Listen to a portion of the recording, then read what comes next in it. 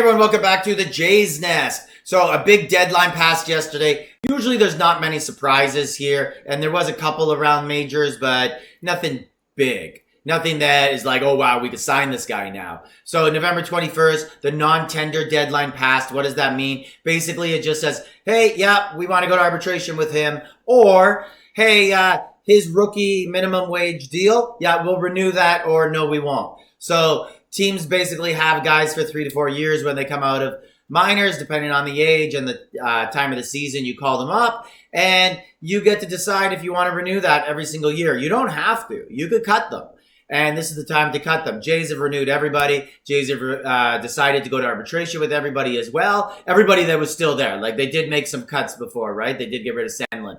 But now, basically, what comes next is they could talk long-term deals, or they could decide just to go to arbitration with them on a one-year deal. But now, like, the Jays showed their hand, right? So they told these guys, like for Ernie, why would Ernie sign before this date? Because you could just let me go and I could go to free agency. Or Varsho, right? Or Lauer. So let's go through these guys one at a time.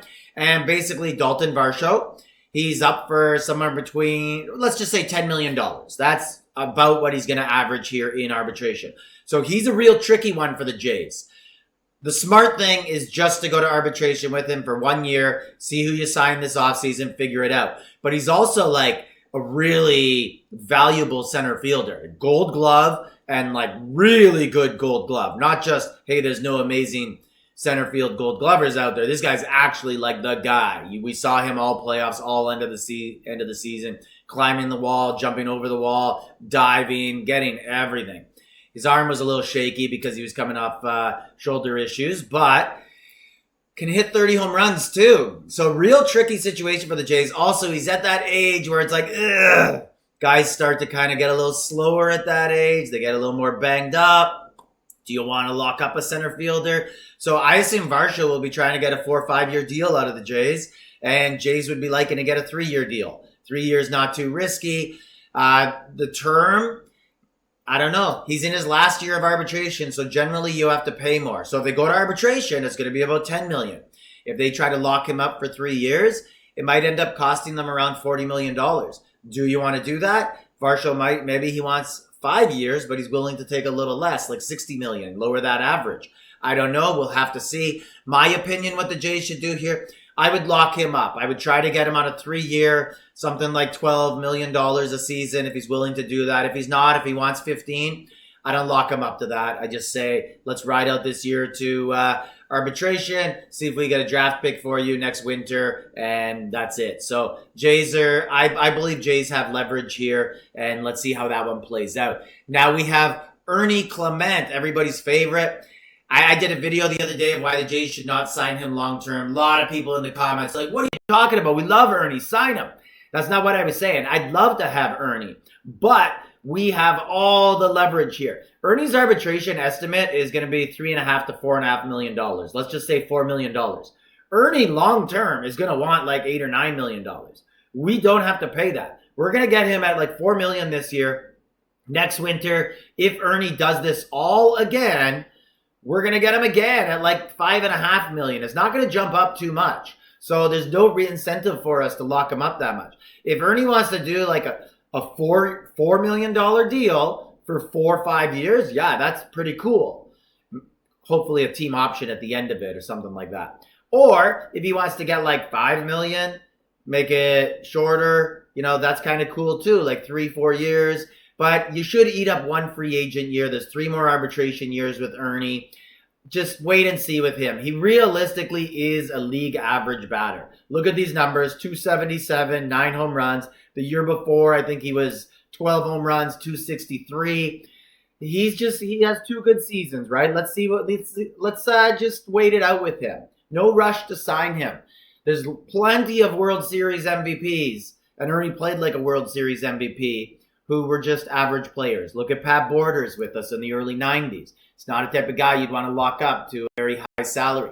Then we have Tyler Heineman. This one's super easy. Backup catcher, really good backup catcher. He's going to get between $1 and $2 million. No brainer. Let's just skip over him. There's nothing to really talk about here. No long-term deal for him.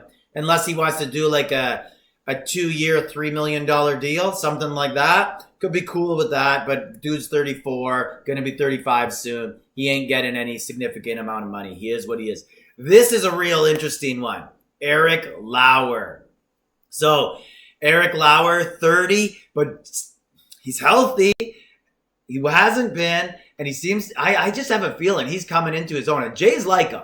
Jays originally drafted him, as you can see here, in 2013. Then he went back to college and was a first-round pick of San Diego, and Jays got him back. So Jays have always liked this guy. He went 9-2 last year in a fifth starter / long reliever role. He started 15 games. He's if he would commit to like 3 or 4 years at like $7 million, I don't know if I do that. That's pretty long for him. But I definitely want to see where it's going with him. And if you wait too long, his number is going to shoot up. So interesting. But the safest thing is almost always just let the season play out. If the guy's worth it, pay him. If it doesn't work out, it's just a 1-year deal. No big deal. But he brings tremendous value to the Jays. He gives us a lot of flexibility. He could be our number 5 starter, maybe even number 4. And he could also just be pushed right back into long relief, mid relief, and then be spot starter when we need it. Pitchers always get hurt. So he's a great swing pitcher. He's awesome. Someone you really need on the staff. A little bit high. Usually you have guys a little bit less paid for that because he's going to come in at around $5 million in arbitration. But he's definitely someone you want. And it just allows you, if you miss with some guys in free agency, you don't get a pitcher, no problem. We got him at 5. We also got Bowden Francis. And Bowden Francis has a lot of upside, always hurt. And then we got Ricky Tiedemann also coming up, going to be on the team probably, has some injury issues, some control issues. All 3 of those are kind of going to be up for the number 5 starter long relief role. Now let's get to the signing that the Jays did. Jays signed Carlos Mendoza.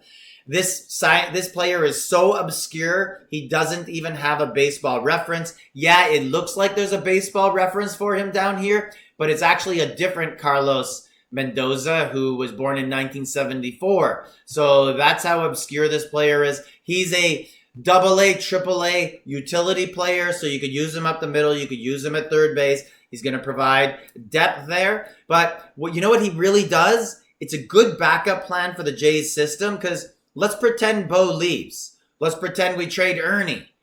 Like all sorts of stuff could happen, right? You have no idea what's going to happen. What if Jimenez gets hurt? Well, you don't call this guy up, but you call someone else up, and this guy takes their spot in AA and AAA, so he keeps those teams going. So that's what this signing is going to be about. It's just minor league depth that allows you to move pieces up rather than forcing you into a trade. So you could bring up a guy on minimum wage, not him, someone else, and then you don't have to trade for someone who makes $3 or $4 million and is only going to be their stopgap while the other player gets healthy. So let me know in the comments what you guys think about all the arbitration decisions. Would you want to lock any of those guys up long term? Like, subscribe, leave a comment.